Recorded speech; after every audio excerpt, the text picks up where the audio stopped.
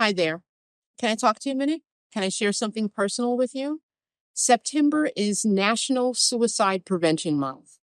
And about a week ago, on my youngest son's birthday, when I should have been preparing for a celebratory dinner, I learned a very dear friend of mine had taken their own life. At 41 years old, a Black queer creative decided that their depression and the trauma that they suffered at the hands of a clergy member who sexually abused them was just too much. And so I'm here to tell you that if you are in crisis, if you are feeling that level of desperation or you know someone who is, please dial 988 for the mental health lifeline. There is a light at the end of the tunnel, and there is light after darkness. Call 988.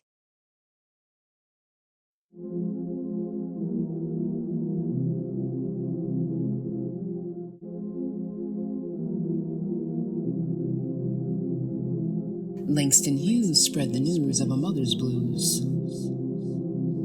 We believed it took a mother to nurture a son, a village to raise a child, a father for added guidance, protection, and smiles. All the while, Langston Hughes spread the news of a mother's blues. Because her life son ain't been no crystal stair. She's black. Or brown, with kinky hair coiled and tightly wrapped like perseverance's grip and choking out despair. My climb, my ascent on life's staircase, meant to inspire nerve and serve as fodder for your intended greatness. Through the darkness, and life for me ain't been no crystal stair, breaking generational curses with candid conversations. Yeah, talk is cheap and life is hard.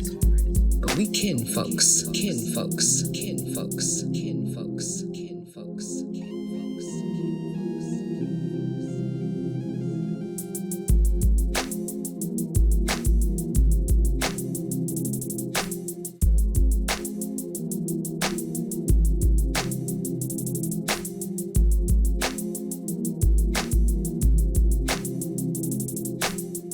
Welcome. I'm El Monique. Welcome to Kin Folks. Kin Folks is sponsored by ViiV Healthcare. Today, we are joined by mother and son guest, Michelle and Earl. But first, let's take a look back at episode 1, wherein my co-host and son, Omari The Rebel, unpacked some of the more challenging conversations that we had during episode 1. We sought a little bit of help in doing that, and I hope you will stick around. What's one thing in your life that would not have been possible without me? And don't you dare say breathing. The relationship that I have with Blackness and understanding who you are, what there is to be proud of, how important it is to love Black, and loving Blackness across the spectrum of identity, how important that is. You know what I'm saying? That I wouldn't like, that just informs my everyday experience. How have I changed your life? Greatly. You are my firstborn, so you are the one who made me a mother. And what I was feeling and what I was thinking at the time is, oh my goodness, am I up for this task? I didn't just have a baby. I had a baby with melanin.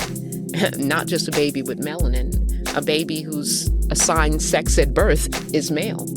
I had a man child. And how am I going to do this? How am I going to forget the little stuff? The little stuff is feeding, diapering. The big stuff is keeping you safe. The big stuff is, how do I raise this Black male child with the sense of consciousness that you just spoke of without making him bitter? How do I give him the tools that he needs to come home alive? Like, what is your safe sex? Like I explained to you before, what we got to do is we got to get tested and stuff like this. And a lot of the times, I'm in controlled environments with people who are tested. And, you know, there's a lot of vetting that goes through with the partners and stuff like that, especially I don't know. So are you using condoms? I mean, it depends. At work, no. Because, everybody is tested and vetted and stuff Wait a minute. First of all, what is work? that involves sex? It means people see me have sex sometimes. And a condom wouldn't work in that field. It wouldn't work in that context. So everybody has to be vetted and make sure that not only do they have access to that type of safe sex information, but they also need to make sure that it's accredited. Like, it has to be under a jurisdiction called PASS certified, so that we're not able to take medical information that comes from like a private doctor. We know that they're all held to a certain industry medical standard. So wait. I think I need a sip of coffee. Okay, so first of all, I am learning that my son is having sex that other people are viewing. Yeah, y'all should check it out. Definitely. Wait a minute. Don't y'all do nothing. Just. You definitely should check it out. Okay, so is this live or filmed or? I haven't done live yet because it's like the technology just doesn't catch up with that. But you know what I'm saying? But for most of the times, it's like, I don't do my own filming, like, because like I'm so specific about the type of filming that you need. So I got like a photographer. So you're participating in the adult film industry? Yeah, it's so dope. You know what I'm saying? Because you get to learn so much. And okay, let's go back to the safe sex part of this.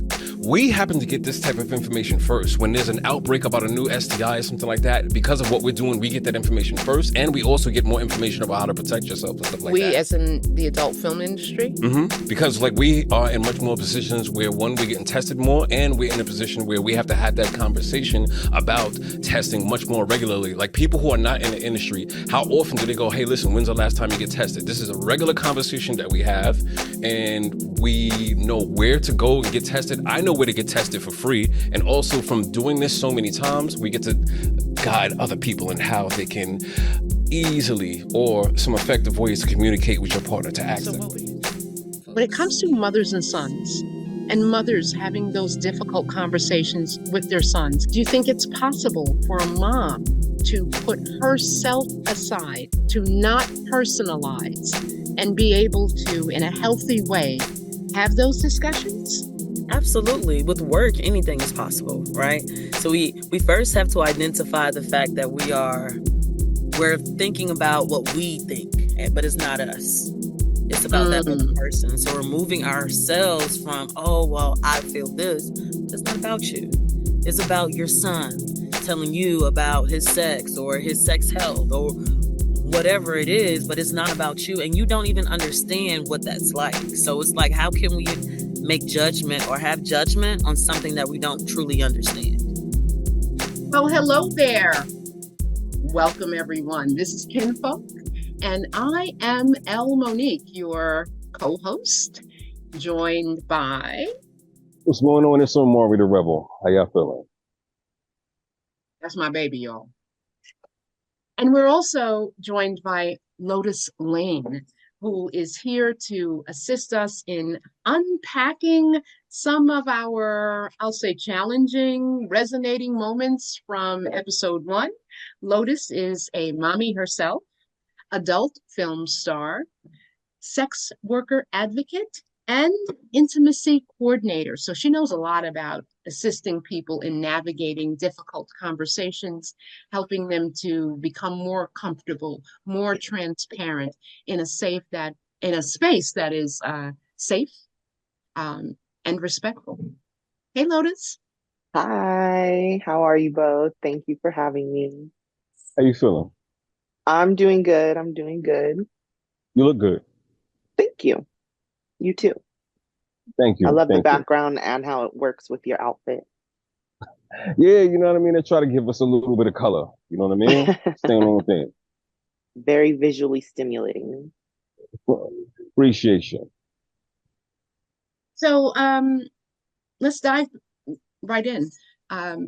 Kinfolks is about navigating the challenges of difficult conversations, in particular between mothers and sons. And what we've learned is that there is a direct correlation between those conversations and health outcomes for the better.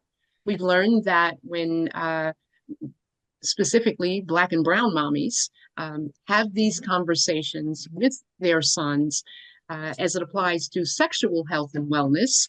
They are more likely to practice safer sex, to get HIV and STI tested. And for those who are living with HIV in their bodies, those sons are more apt to be in care.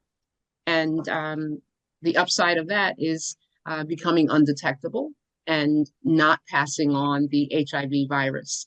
If you're wondering why the focus is on those sons, it's because the data tells us that the most rising population for HIV is Black men, Black and Latinx men who have sex with men.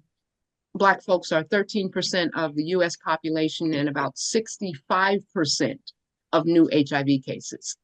And if having a conversation can change that, then why not?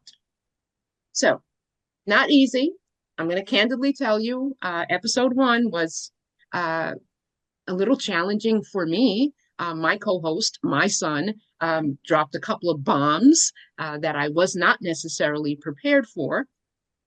And one of those bombs was that he is currently and actively participating in the adult film industry.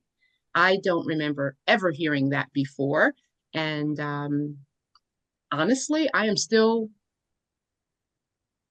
processing that information. So, Lotus, anything you can give me that regarding processing that information would be helpful. But I kind of want to ask my son, like, why you chose that moment, that instance, that public instance to share something that I think is important, is intimate and important, to share that with me. So yeah, I was saying before that, I had conversations, and ultimately it comes down to whether or not I gotta, take accountability for how clear I was about explaining it, because it wasn't the first time, visiting the conversation, but I'm happy to be able to discuss it because I live an open life. I'm not ashamed of what I do, and I'm always under like scrutiny and under question about like parts of my life that are so public, much more public than other people. So let's go ahead. But I've been open about this before, and on my show and how I live is just I'm like fully transparent about it. I do like remember, like I said, speaking about it, but I'm like fully transparent about how I live my life. I don't remember ever hearing about it before our episode on kinfolks. I'm glad that you're not living in shame, though, with anything that you do. But I don't remember hearing about it. And allow me to be a little arrogant as your mother to say that I don't really care what the rest of the world knows. I'm your mom. And the relationship I want to have with you, whether this is realistic or not, when something major happens in your life, I want to be the first one to know about it. I don't want to have to check a social media platform to find out. So when you shared that with me on Kinfolks, I was a bit taken aback. And if I'm 100% honest, I was a little angry because I just felt like, really? This is where you decide to share this with me? You didn't even give me a heads up, nothing?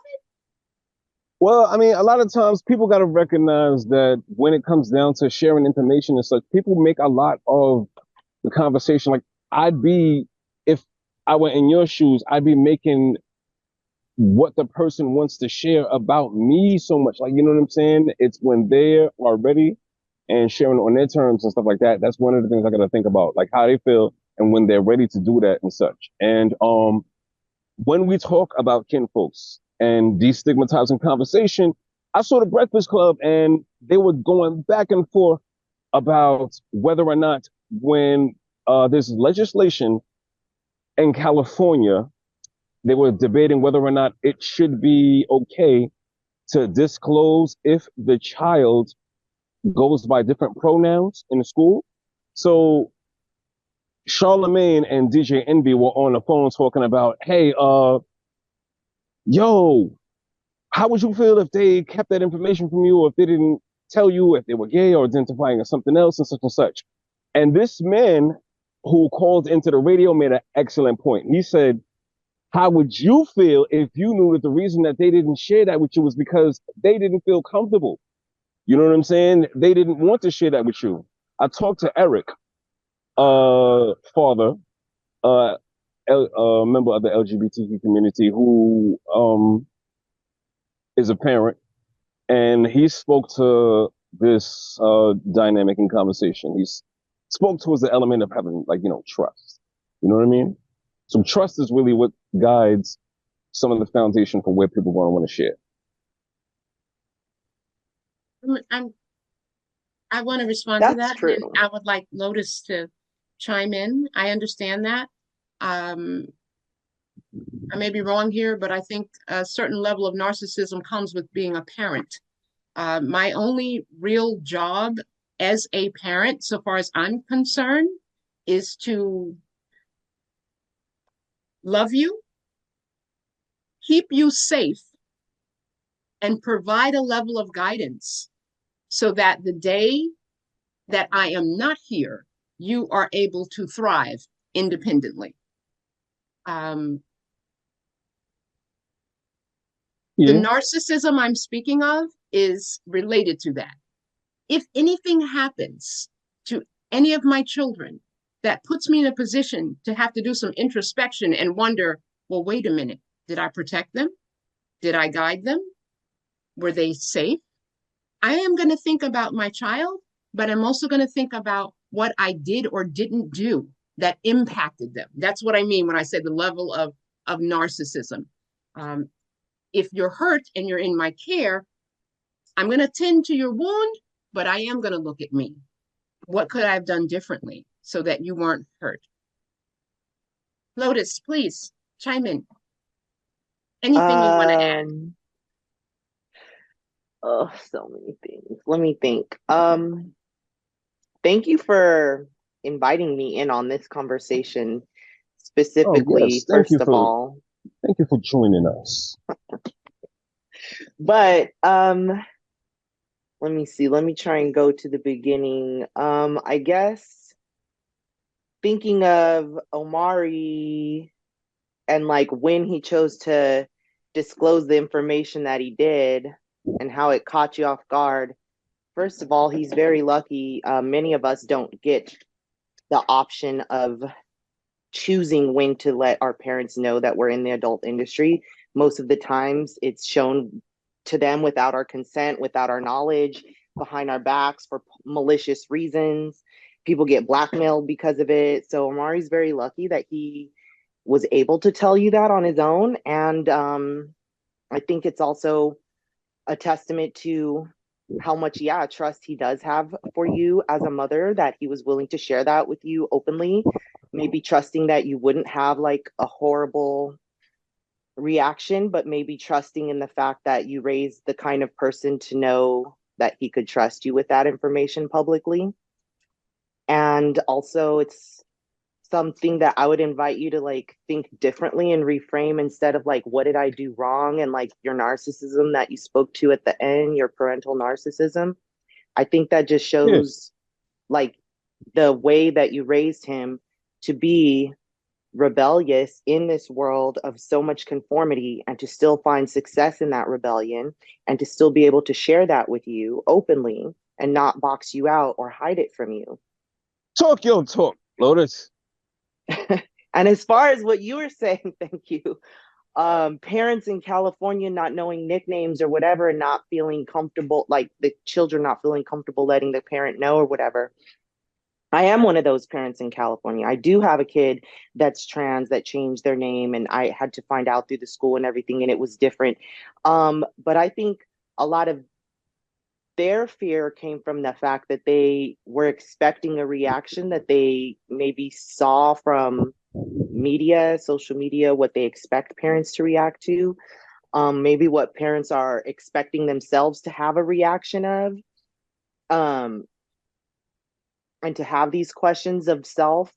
When it was also posed to me in that way, it's not a matter of like a rejection of a certain way of being raised or a certain gender per se. It's more of like a acceptance that you've raised them to be so like aware of self that they know who they are this way, in this way already. Yeah.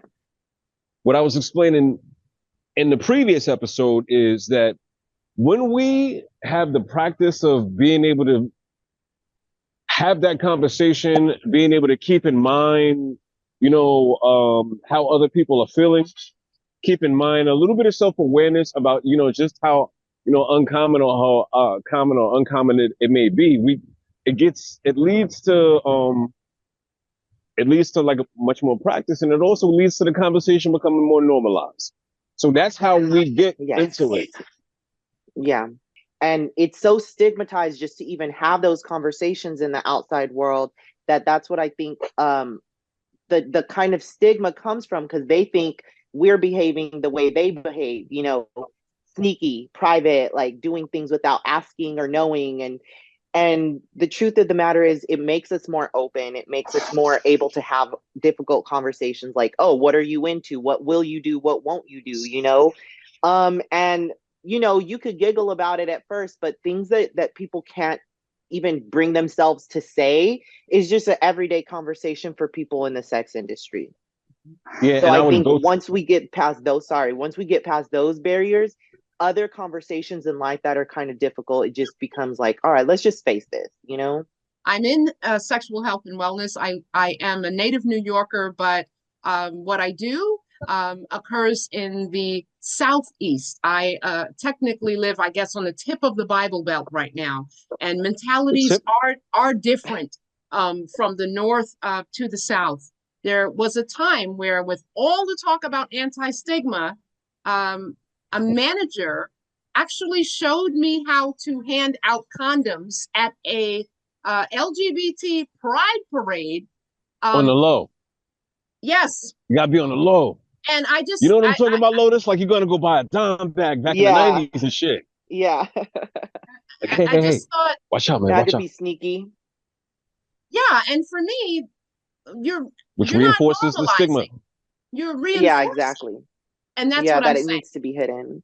Hand over hand, and I'm thinking, are we saying it's along that the same lines of using that language that we don't use to describe sexual health and getting testing and outcomes? You know what I'm saying? Yeah. The older language that we use, we don't use that language anymore. No, I don't know. Tell me and tell everyone else. Well, I mean, I'm still trying to get people off of talking about being burned, talking about the biggest one, testing dirty. Like human beings aren't dirty. Those kinds of languages. Really? Yeah. Okay. Well, yeah. That's the thing is also calling them STDs, which is sexually transmitted diseases, rather than sexually transmitted infections. So we switched to STIs now because infections are curable. And we want to kind of reduce that stigma. And yeah, with saying like, oh, I'm clean or I'm dirty, that's like saying someone is dirty just because they came across an infection. Like if you get the flu, are you dirty? Right. If you got COVID, are we dirty? Like we just happen to come across some germs and we got the medicine that we needed to cure it. I agree with you wholeheartedly. This is something that we deal with every single day. I haven't heard you say anything inaccurate as it applies to why we use terms like STI. I'll take it even further to say that population that I spoke of, I'm pretty sure I said men who have sex with men as opposed to gay men or anything else, because these things have to do with behavior, not orientation. And that in itself is a measure of stigma reduction. So it is important, and I'm sad to learn that people are still using phrases like "get burnt." I'm really. The reality is, the sex education in America is so abysmal that people still have ideas of sexuality and sexual health that probably date back to the early 90s, to be honest, which like they're relying on knowledge that's over 30 years old and outdated. They're shaming people because of their knowledge from 30 years past. which is really ironic and a shame in itself. We have a lot of factors that go into stigma and shame. And I think I need to say I like where I live. However, as a native New Yorker, I do see the difference. And some of that difference has to do with how we approach education, Right. at what ages, the information that we give out. And so we don't just have a mindset from the 80s or 90s. There are other factors, cultural factors, Yeah. religious factors, in Yeah, why that's a big one. it really is, and why people feel ashamed, and how stigma finds these ripe environments for thriving. And I'm proud to say that here at Kinfolks, we are definitely doing our part, one conversation at a time, to change that. We're joined today by mother and son Michelle Bryson and Earl Martin. Michelle is an accomplished hairstylist and business owner. Her son Earl, a podcaster, co-host of Grits Co., Gay Raised in the South, licensed clinical social worker, and owner of Innate Virtue Counseling. Welcome. Hey. Welcome to Kinfolks. Welcome to the womb. I know musicians and rappers call where they do what they do the lab. Yeah. And I thought, this is the womb. I like that. Because the womb is the place where things are conceived, nurtured, birthed, and that's where we are today. So, Michelle, before we switch the focus to you and your son, any thoughts on our first episode, specifically? How do you think you would have handled it if Earl had told you that he was making adult films? I don't know. That would have thrown me off completely. And I don't know. That's a lot. That was a lot. I watched that episode. And I guess the first thing, you just want them to be safe. Like, and what made you do that? You know, Yes. You have a lot of questions behind that. When did that start? What made you do that? How long you plan on Oh, girl, doing I'm that? feeling triggered right You now. know, like Yes, that's where all of it. where are we going all with that. it? It's a lot. That's a lot. Okay. Earl, what would you say is the most difficult conversation you've ever had to have with your mom, assuming that you didn't have to tell her that you were doing adult films? What would you say is Has the been most our difficult conversation? It's hard. I know. Cause I feel like it flows easier than it is hard. like I'm sitting here. I don't know, cause we shoot from the hip type of duo here, and that could be a good thing and a bad thing sometimes. Cause what you used to say, it's too many alphas in this house. Yes. So I don't know. I think the most difficult conversation for us to navigate might be me when I cross into manhood and being grown. Yeah.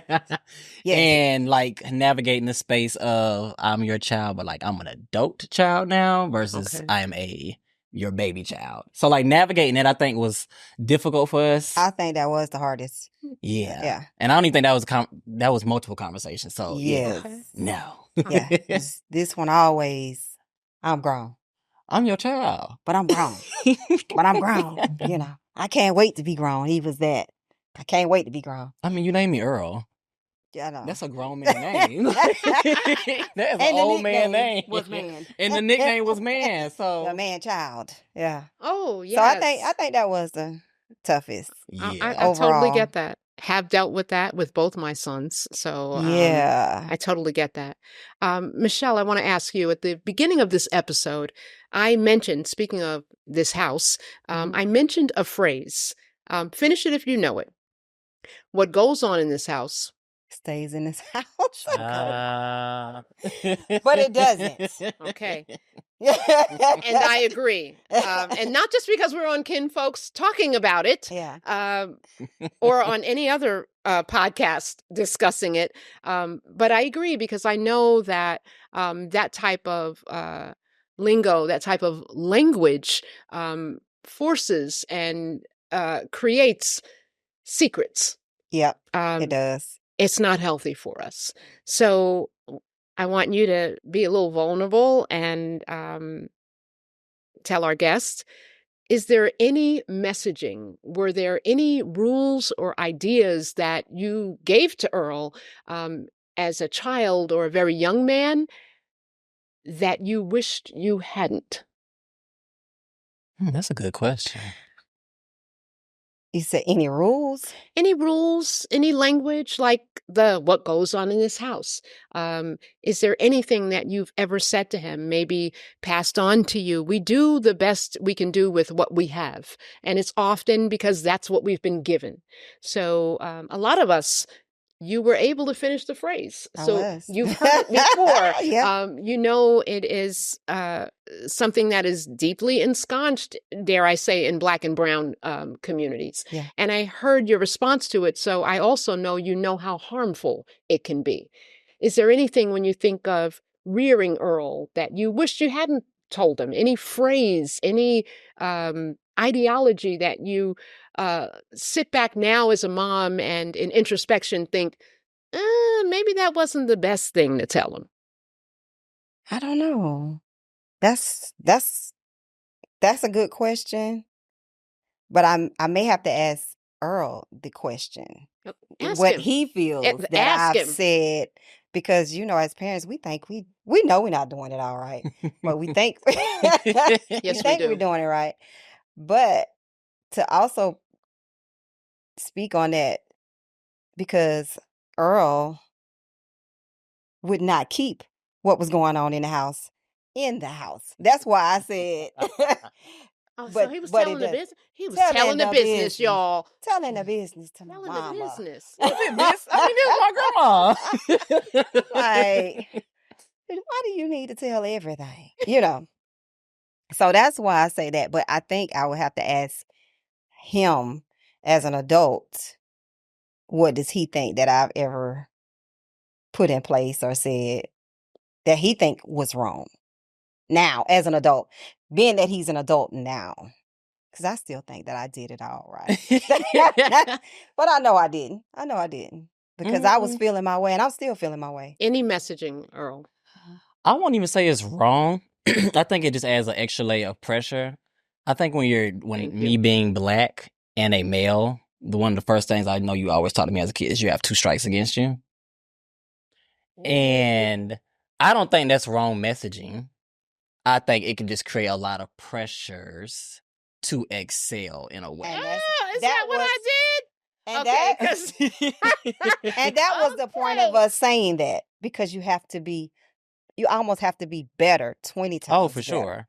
So to get less. It's almost like, let's start this conversation now because I want you to excel, even though that probably was a lot of pressure, but I need you to stand in it and let's get this and I think marathon for me, going, you know. It's different because you add in a layer of being gay. So it's really like you got 3, unbeknownst to them. But so it's like, and I think sometimes as gay men, we will sometimes over excel to take attention away of like, oh, you know, I am gay. At this point, I don't care. But like growing up as a youth, it was like, oh, let me do all these things that might, when this does come out, well, that's all right because he lawyer there, you know, all the different things. And so I think it adds an extra layer. And then there's an extra layer for me because I grew up with my dad being incarcerated for the first 6 years of my life. So I would hear from other family members like, don't be like your daddy, or, oh, your daddy's popping up in you. So that's like, Jesus Christ, I got a lot of little layers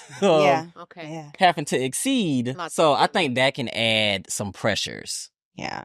I understand that.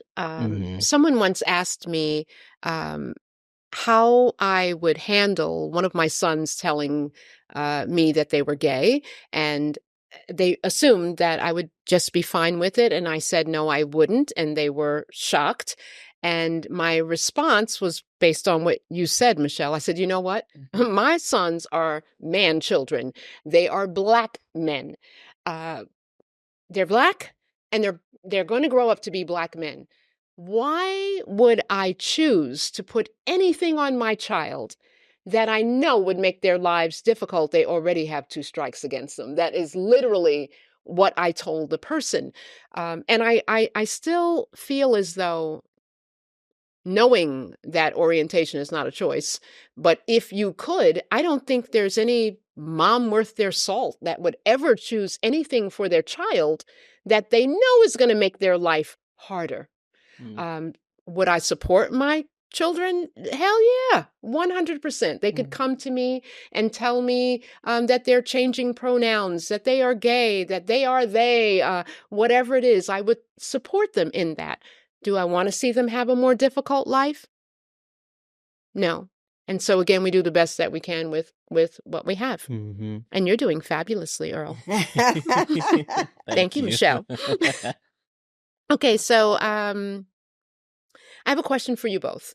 In recognizing that mother-son bonds are strong, tenuous, impactful, these bonds, these relationships have tons of influence on who we become, not just our children, but on us. I want you to tell each other what you've learned from the other that helped shape who you are today. Oh, It's a good question too. that is. I would say, I don't know. I always been pretty open to things. I was going to say he probably showed me how to be more open and more conscious of other people's lives and how they are in their life. But I've always been I mind my business. If that's what you want to do, I'm happy for you. But learning more about it, Okay. yeah, definitely that. Did acceptance come with the learning more about? When you said you learned from Earl to be more open when it comes to other people's lives, their lifestyles, that's what I should say, their lifestyles? Meaning, but it's not as if I don't have any other family members that are gay, but my son is gay. So it's a closer family, this one mine. So you're a little more, like I said, just open to that lifestyle and the parts of that lifestyle that I did not know. Okay. And learning more about it. All righty. Mm-hmm. I'm stuck. I hate that phrase. I would who say I am is not a style or a fashion, Michelle. Okay. What lifestyle? What is your lifestyle, Michelle? Well, guess what? You just taught me something. And now, guess what? I just rolled it back. But what I really taught you was about me, though. You will be able to say that to you taught me about him, too, because people. he just told me he didn't like it either. He doesn't like that word either. Oh. Yeah, but you never used it. That's why I looked. It's not like. Well, I should say, no, I don't. But I went to say that, or the way that they do things, or whatever, or how I do things. Yes. Yeah. I understand that. And that's where I get that word lifestyle. So I'll take it away. Thank you. Their lives. I said their lives. We're going to be transparent, yeah. vulnerable. Right, because I'm still learning every day. Okay. And thank you for being here to teach me, too. I know a lot. I don't know it all. No one knows it all. Yes, no one. Earl, what have you learned from your mom that has shaped who you are today? Oh, that I can do anything. This is like the biggest warrior. Like, she doesn't see it, but I tell her all the time, I've written essays about my mom. Even like when I was kids, like you had to write for all the standardized testing and things. They were like, who's your biggest hero? It's always been my mom, because I've seen my mom do things that at 20 years old when you had me, I couldn't imagine Mhm. being a My mom. son and I had Omari at 20. Oh, okay. Wow. But yeah, so like seeing her do that at Mhm. 20, seeing the life that you created for me and my sisters, Yeah. there's nothing that I cannot do because of all that you've done. So yeah, Girl. like I'm going to start crying, y'all. period, like that's it. This type of admiration, definitely deserved. We need more of it. I feel proud. Just all right. Okay. Yeah, It's time to take a sip because it's water, but I need to do something right now. And I just think like how you shown up. Like my mom, there's any idea I've ever brought to you, it's never been you questioning it. It's more like, okay, how you want to go? What way do we need? What do you What's need? the What plan? resource? What's the plan? That's your Yeah. favorite thing. So what's the plan? Yeah. It's never because you have some people that will ask you questions like that, but it's asking you to like plant seeds of doubt or like maybe we shouldn't do that or you don't know what people are gonna say. It's just like, all right, let's do it.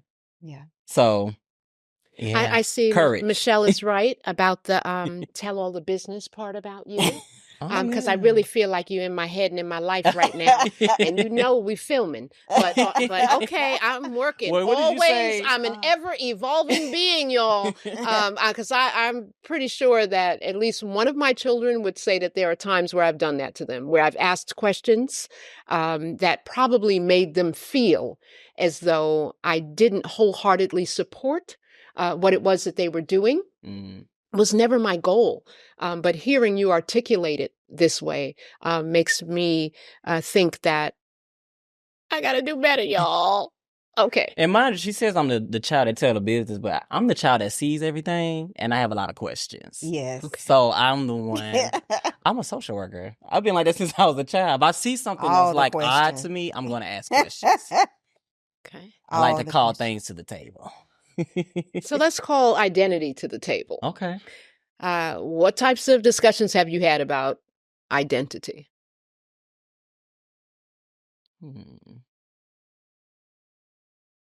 Can you point out an identity you want to reference? And Nope. we can jump to Nope. it? Like, what do you mean? Open-ended.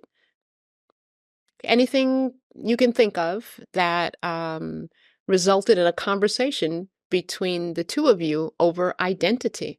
You told us a little bit about your identity as it applies to being a Black gay man. You shared some about your identity as it applies to being a social worker. And you are multifaceted like most of us are. So I want you to choose.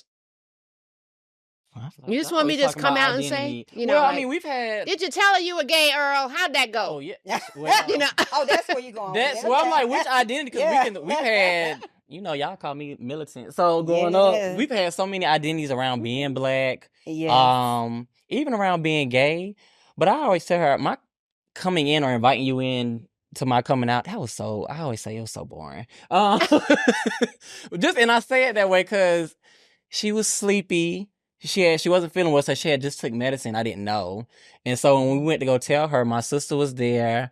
My sister was trying to orchestrate, and it was like, girl, go sit down. Like, this is my story. And my mom was just like, okay. She was like, all right. Oh, wow. She was like, okay. I mean, who you told? Am I the last one to know? Like, so I was like, you're not the last one to know. And she was like, okay, well, I just want to make sure I wasn't last. And that was that. And then any other identities was if I brought a partner around and like it never had to be too many conversations because like I said, I don't think you gave yourself enough credit earlier. I'm gonna bring that back too. Okay. Because you say you feel like you learned that from me, but you've always been very accepting of everybody for whatever experiences they've encountered. Yeah. And so I would say I learned that from you. Yeah. And you don't ask questions. And you use the term of like minding your business. And it's so funny because my friends were like, Earl minds his business. I don't ask to. I'm the same way. Like, there's nothing that anything some people say to me that's going to be like, oh my God, you just threw me off with them. I'm just like, oh, okay. Yeah. Cool. Like, but I do feel like we are the people that people come to share. Yes. And maybe that's why, because I'm only going to let you share what you want to share. Mm-hmm. And if you want to talk more, that's fine. Okay. But I'm not going to like push. No. No. I might have a question here or there about it, but it's not going. I'm not going to make you go further than you want to go. Yeah. Yeah. But I also feel like you never have to push because, and the same with me, I can be in the line. You know, that's why I be like, that's why I like to go to Everywhere we are, self-checkout. it's Because if like- I'm even in line and I say, how you doing? I'm like, And they oh, start wow, telling you- I'm here 20 minutes. This Yeah. is crazy. Yes. Even So, my yeah. youngest daughter said that to me a couple of weeks ago. She was like, people like to talk to you. I said, I know. But I mean, I think being Alice, I think those are really like the unofficial therapists of the community. Oh, Yeah. yes. So, you're in Listeners. people's yes. heads. We're listeners. And they're just listening and they're talking. Mhm. And I know all your customers don't just see you as they stylist. Like, they be like, that's my friend. Like, I love you. Uh-huh. And these like same customers going back, they be like, I remember when you was a baby girl. Yeah. I'm like, well, I'm about to be 32 now, so you've been around for a long time. Yes. So, yeah. Yes. So So, since it's been so easy, I ain't gonna say easy. not always. Not always easy? No. Uh-uh. Now we butt heads. Like, Yes. we do. I would definitely say the my 20s, early 20s, we because I'm a carbon copy of my mom. We had the same laugh. We're loud. We're passionate. And we will speak up. And so sometimes, Yes. That's if it's up. allied, we're a force. Yeah. If it's separated, we're a force. So, Yes. yeah. Yeah. So Y'all heard that? Mother and son are a force. yes. That's why we But got to no. keep having the conversations, y'all. That's But I would say where That we sounds good are- to me. Yeah. I don't hear anything bad in that. I But really where don't. we are today, that took work. Yeah. Okay. I don't think it's a bad thing Mm-mm. because I definitely think he's well, I know he's going to tell you how he feels about it. So you're not in the dark about what is Okay. going on, even if you don't like it. But And you have that's to the way- respect that's that, where- though. That's what I'm You I'm may getting not at. like it, but you have You may not have like to it, respect but that. you're not in the dark about it, and you're over here wondering. So you already know what his thoughts are on this subject or whatever may be going on. You will not have to guess because Earl is going to tell you if he likes it or if he doesn't like it. I love that. Yeah. Personally, I need a certain amount of consistency and transparency in my life. I don't personally bode well with people that you don't know what bag they're going to jump out of from one day to the next. Just be consistent. Even if you're a bitch, be that every day. Yeah. And then I know what to expect. What to So expect. I really appreciate when a person is being honest with you about whatever their truth is, and especially if it has anything to do with me and how we're engaging each other. So I would say never change that. And okay, it wasn't easy. The identity thing didn't have all the fanfare that might have been expected because mom was sleeping and sister was doing her thing. The narratives around that I created myself. Because again, if we're sticking like around the queer identity, you have like friends who did drag. You've had so like that's always been around. I think for me, just when I left and seeing like my peers, I'm like, oh wow, like your people just tried to like disown you, or like so you start creating your own narratives. But I also recognize like they grew up very religious. My household was never really religious. We went to church, but it was more spiritual. So yeah, I was creating narratives, and so her response didn't surprise me. It just was like okay, and then it just wasn't a lot of necessary conversation. That doesn't make a good movie. We can't put that on Lifetime. Yeah, okay. Right. They might think it's boring. Well, that's what I said. Mine was boring. Sounds nurturing. Even when I brought in all like its my first boringness. partner around. Sounds nurturing. Yeah, like even when I brought my first partner, it just was nothing. Like my family was like, "Hey, Yeah. oh, you like to bake? We like cake. Can you make us a cake?" So and all my partners, like my exes, love my mom. Yeah. Yeah. So That must be challenging on a birthday. I mean, so you got all the exes showing up to mom's house? no, no. baby. You When know- we cut loose, they're gone. No, that's. But I'm no. still okay with them though. Yeah. But no, they ain't. But they're not just popping up, no. Okay, good. No boundaries. The king of boundaries. Let's talk about sexual health.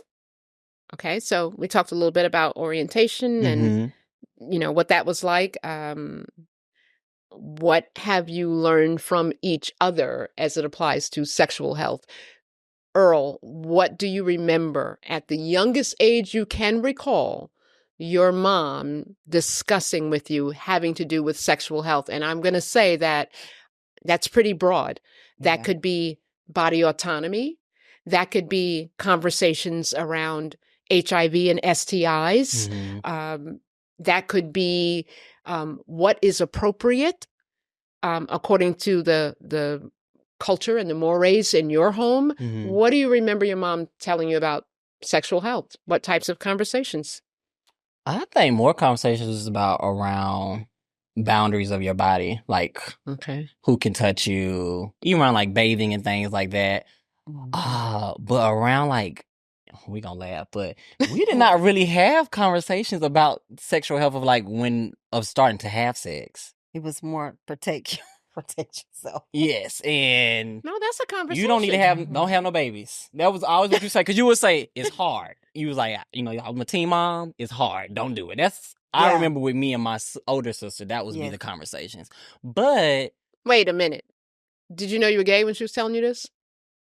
I don't know. No, I mean, was this at a point in your life where you I might think have? those type of conversations no, because those earlier. were early. You had Okay. those Yeah. like 10, 11. Like you had those conversations early. And one thing I will say, Okay. you had us in sex education. Yeah. So like she didn't have a conversation, but I We am gonna gonna put pay it for out this there. class. That's We at gonna your put school, it out and you're gonna there. go do that class. Because I think I took sex ed in 5th grade, then again in 7th grade, and then I think they had another one like my Mhm. 9th grade. I didn't hear you. You took what in what Sexual in education. what grade? 5th, Ah, 5th 7th, grade, y'all. and Sex 9th. education. Now, You hear have now- something here. little small conversations off whatever you learn. Yes. So that kind of leads to whatever question. So there was an Yes. educator that could Yes. actually She speak would- to your child. My mom was good for Okay. the when you come home. Y'all hearing this? What did you learn today? Yeah, I want And to then know. we would have conversations. Now, mind you, Yeah. also this was sex education in the South. So sex education in the South was more so promoting abstinence, and it Yeah. would be more like fear mongering. So like, I'm gonna show y'all these Aw. pictures of Yeah. what STIs and STDs can do to your body, Mhm. and you're just like, oh, I'm terrified. Mhm. Oh, I wasn't hoping for that part. I mean, it's the South, and this was early Okay. 2000s. But I I think mean, they it still still was do sex that. ed, right? Like they Yeah. still, and I do think some of my teachers broke the rules because they did have like real conversations of like, Yeah. Awesome. and like talking about pregnancy and how you ask for consent and things. But Mhm. Hooray for those educators. but it still was Mhm. just promoting abstinence, Yeah. Okay. which is like, And you're then- telling us not to do it, and everybody in this room is about to go do it. So Yeah. like, Yeah. And whatever you get out of those things, and that leads to conversations that you have. Mhm. Whatever you learn, and then you can just go off of that. yeah. Okay, so let me risk sounding like I'm pushing an agenda that I probably am. Uh-oh. Because what I'm Not hearing an here agenda. is that having sex education in school, Mhm. it sounds like you were a tween at the time. You weren't a teenager yet. Not yet. Mhm. So you're introduced to the subject matter at school. And though it might not have been as expansive, it was what you said. Okay, they Mhm. were coming at you, a lot of pathos. This is, okay, I'm going to frighten you out of Mhm. doing anything. But that was enough for you to go home, your mom to say, what did you learn today? And to start the greater conversation, Yeah. foster greater bonds. And she could So- apply clarity to what might have been said or add a little bit more Mm-hmm. information. I For need sure. some confetti or something to throw right now. Can but- we edit in some fireworks or something? Something. Something. I need a bubble over my head like a hell yeah, or something like that. I also even say TV shows because we used to watch Girlfriends together. Yeah. And they would have like little tidbits. Like I think that's the first time I learned about HIV where it made sense to me was the episode with Joan and Tony's best friend. Okay. What's her name? Kimberly Ellis? Oh, Rose? Kimberly What's her name? Elise. Kimberly Elise. Mm-hmm. She was a guest on the show and had HIV.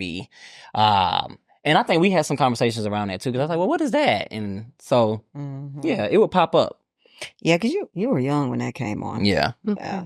That's like elementary age. Yeah. Mm-hmm. So more Black folks starting the conversation. Okay. I'm good with that. I'm real good with that. Are there any topics that either one of you could not discuss with the other? Well, I'm not talking about sex like that with my mom. What do you mean? Like, if I'm like, when you say off topic, like, I said, I'm asking, are there any topics? Oh no, I'm No, like in general, just like our not- day to days, like yeah, like Anything, not necessarily having to do with sex. oh, okay, okay. Okay. But anything that you couldn't come to each other with, that you thought, oh, they're not going to be able to take that, or that's too challenging, or for whatever reason. The two of you just seem so. I'm admiring I what do I'm know seeing a here. I'm subject just that like What? wondering. Earl likes to know. Well, What how you was gotta say? this? How was this? You always want to go to my childhood. That's just it. But you know, That's it. out of the three of us, out of the three kids, I think I ask questions that are least prying, or I do it in a way where it's conversational. Yeah, all of y'all ask. You Right, I got- know, but because I've gotten on, like my older sister, I'll be like, your questions are very like interrogation. Nobody's gonna answer. Almost triggering. Yes, and I would have to tell her. She's like, "Wow." I was like, let me dig in my therapy bag. Let me ask questions in a way, because I was like, make it conversational. But I was like, if you're like, well, what happened at 15 and why is this like that? And I'm like, yo, if you ask me that, you're gonna get a wall. Yeah. So I think those just some of the. We would want to know what you was like then and what you did. I think those kind of get difficult. Okay, you brought it up. Now I got to ask. Now you get it. Okay, I'll try to be gentle. Okay. Is it difficult because there are Just things you don't want to something talk about. painful or traumatic that is challenging to discuss, or is it difficult because sometimes we don't want our children to know just how human we are, in that we made poor choices and we did Probably. some of the things that we're cautioning them not to do. Yeah. Um, Probably both. Because sometimes you don't even realize how traumatic some things were, because in your mind that was regular. You know what I mean? But it's Yes. not like over the top traumatic, but you don't realize how it affected you until you're asked about it. And you're like, let's not talk about that. We'll talk about that another time. That's my. but I feel like I might give you a little bit on the surface of it. But I feel like I don't think you like push it away and we never come back. I do feel like Yeah. you definitely drive back when you're ready. Yes. And you give more insight. That's why I was like, I don't think I asked too prying, but only you can answer that. Yeah. I ask a little bit, and then when I notice, like, all right, it's getting a little shifty, I Yeah. back off. Yeah. And I'm like, I will pin that until she says something else. And I'm like, oh, wait a minute. Gonna go back to it. Yeah. Yes. We're getting ready to bring folks to a close. I want to thank you both for being here. Yeah. My final question, Earl already answered. So I want you, Michelle, to tell Earl what you're most proud of him for. Oh, Earl. We did this before. Earl's strength and being who he is. And like I told him, he stands in it. And he gets behind it, and he's going to push forward no matter what's coming his way. And it may affect him, but he doesn't show that it affects him. I think it makes him stronger.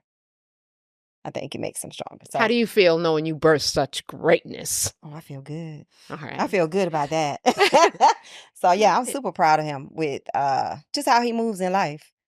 So his strength I feel like it's stronger than mine, even though he feels like I'm super strong, but he's very strong, very, very strong.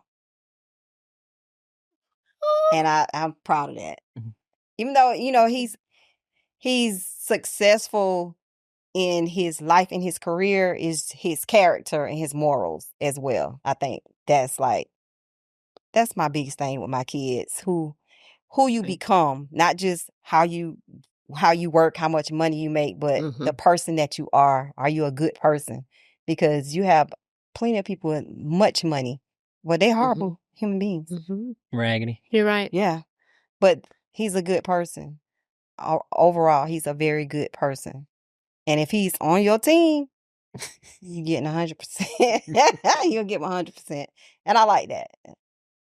I admire that.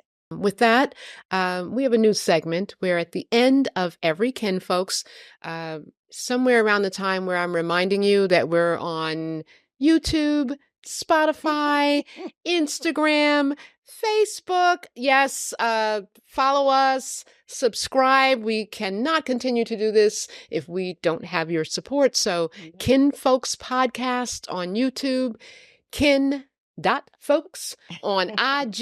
Yes, follow, do all of that so that we can answer your questions, because that's what we are going to be doing from this day forward. You send us a question, and if you're one of the lucky three, we will answer. So I'm going to start with April from South Carolina writes in, and April says, "Who's Brittany and where can we find her?" Okay, April. This is Kin Folks, and I love connecting people, but this is all I know for sure. I don't know if Brittany is partnered or not. I do know that she is an accomplished and skilled life coach, is currently working with the senior community, and if you hit me up again, I might just forward your email to Brittany. Okay. Let's see. Our second, I need to call Omari the Rebel, because the second question is for him. It comes from Sean Jenkins from New York. And y'all just not gonna let this go, are you? Okay, so Sean wants to know, how did you get started in the adult film industry, and when did you start having sex on camera? Oh. Okay, so I'm gonna call my son and see if we can get an answer to Sean's question.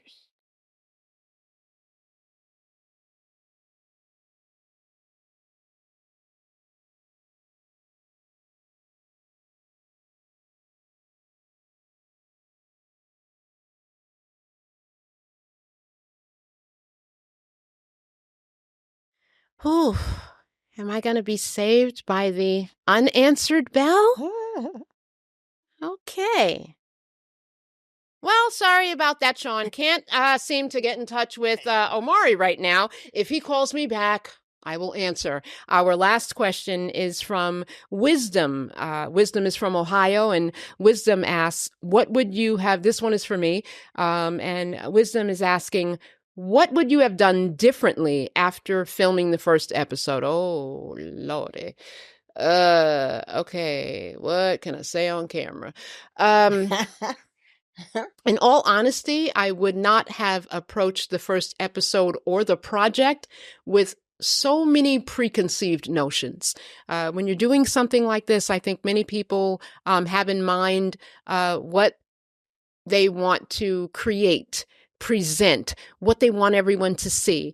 I live a pretty transparent life. I've done quite a bit of work in public health. I have what I believe to be a close and honest relationship with both my sons, yet I wasn't prepared for him. Well, I'm calling it the bomb he dropped on me. I don't recall ever hearing it again. We're still arguing about that. He swears he told me before. You did not tell me, Omari. I would not forget something like that. I would have a lot of questions. But in any case, what I really learned was to walk the walk that I'm talking to all of you.